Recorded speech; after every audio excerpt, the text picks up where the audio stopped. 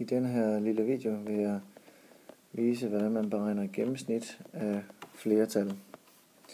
Og hvis nu jeg for eksempel har tallene 6, 5 og 1, hvad er gennemsnittet af de tal så? Ja, så lægger jeg dem faktisk bare sammen. Det giver 12.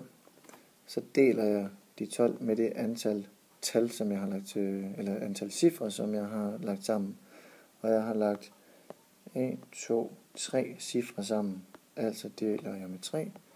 Det giver 4. Gennemsnittet af tallene 6, 5 og 1 er altså 4.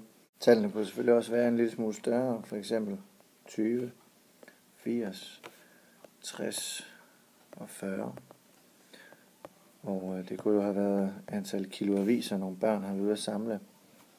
Og hvor mange kilo har de så samlet i gennemsnit? Nogle har jo samlet mere end andre. Jamen, så lægger jeg tallene sammen, og 20 plus 80 plus 60 og 40, det giver i alt 200. Og så var der 4, der var ude at samle. Altså deler jeg med 4, og det er 50. I gennemsnit havde de altså samlet 50 kilo.